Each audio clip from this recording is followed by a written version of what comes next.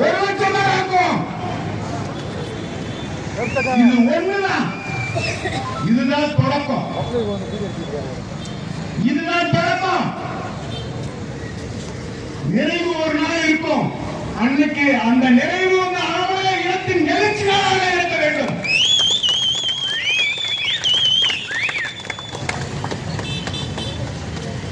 மனு ஒரு சிலை வைக்க காவல் நிலையம் சென்று மனு கொடுத்தா என்ன பண்ணணும்?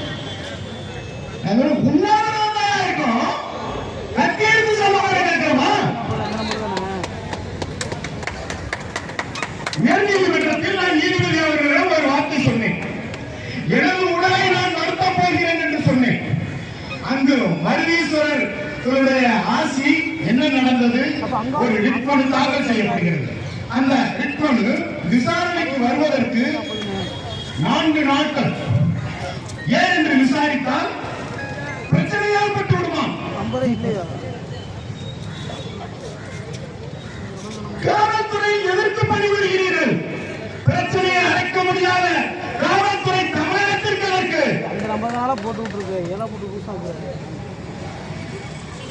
என்னுடைய மனுவை நிராகரிக்கிறார்கள். மாமன்னர் மருதுபாண்டியன் அருளாசி இருந்ததனால் அன்று காலை 10:30க்கு நீதிமன்றம் செல்கிறேன். நல்ல வேலை வேற வழக்கறிஞரை வைத்திருந்தால் கூட இது நடந்திருந்திருக்கிறார். நானே போய் நீதிபதி அவர்களிடம் கோரிக்கை வைக்கிறேன். 4 நாட்களான பின்னும் எனது மனு விசாரணைக்கு வரவில்லை. எனது மனுவை இன்று மதியம் விசாரிக்க வேண்டும் என்று நீதிபதி அவர்களிடம் கோரிக்கை வைக்கிறேன்.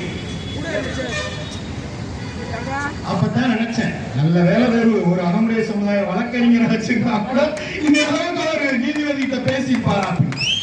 எதை தூண்டியது? சிலை இல்லை என்ற உத்வேகம் என்னை தூண்டி அங்க நீதிபதி அவர்களிடம் பேச வைத்தது. என் கண்மாய் என்னை புறப்பட்டு போக சென்றது. அங்கே நீதிபதி அவர்களிடம் கேட்கிறேன். அதாவது நானே மனுதாரர் என்றால் எப்படி பேச வேண்டும் என்றால், ஒருவேளை அந்த நெக்பாண்டெல்லாம் போடக்கூடாது. நான் அரசு வழக்கறிஞர், அதை சொல்லாம நான் வழக்கறிஞர் சொன்னேன். அப்ப ஏன் நீங்க கோட்டை போட்டு வராங்க? ஒரு அப்பவே அவர் நீதிபதியினுடைய கண்களை பார்த்த பின்பு அந்த உண்ணாவிரதத்தின் நாள் குறிக்கப்பட்டு விட்டது. அப்போது கேட்கிறேன், உண்ணாவிரதத்திற்கு மாமன்னர் மருதுபாண்டியருக்கு உண்ணாவிரதம் அனுமதி அளிக்க மறுக்கிறது காவல்துறை. உடனே நீதிபதி சொன்னார், என்ன பிரச்சனை நீங்க அப்படின்னாரு. நான் சும்மா நானும் சொன்னேன், எங்க சமுதாயத்தினுடைய மன்னர் என்று.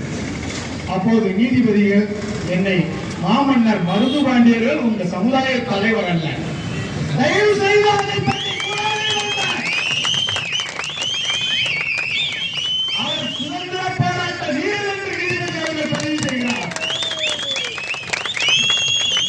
வெற்றி மாமன்னர் மருதுபாண்டியருக்கு அன்று அனுமதி அளித்தார். அரசினுடைய எதிர்ப்பை எதிர்த்து நீதிபதி அனுமதி அளிக்கிறார். இந்த அரசாணை தடுக்க முடியவில்லை. ஆனால் நீங்களாம் வரணும். எவ்வளவு பேர் வந்திருக்கணும்? 5000 பேர் வந்திருக்கணும். சிவகங்கை காவல்துறை உங்களை பார்த்து மிரண்டிருக்க வேண்டும். சிவகங்கை மாவட்ட ஆட்சியர் உங்களை பார்த்து மிரண்டிருக்க வேண்டும். பரவாயில்ல, 4 பேரெல்லாம் வச்சு கூட்டம் போட்டான். 10 ரூபாய் கொடுக்காம 1000 பேர் உங்க கூட்டம்.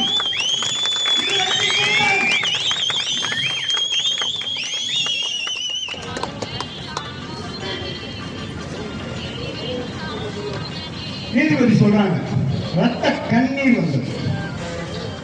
நான் பணம் தாரேன்னு சொல்லி மாமன்னர் மருதுபாண்டியர்களுக்கு சிலை வைக்க நான் பணம் தாரேன்றாரு.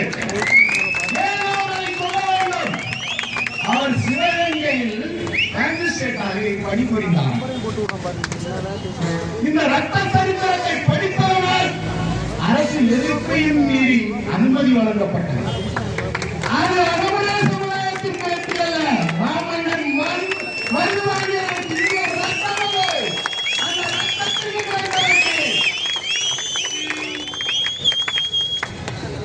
2 வாரம் உங்களுக்கு அவகாசம் கொடுக்கிறோம். சவாலாக ஏற்றுக்கொள்ளுங்கள்.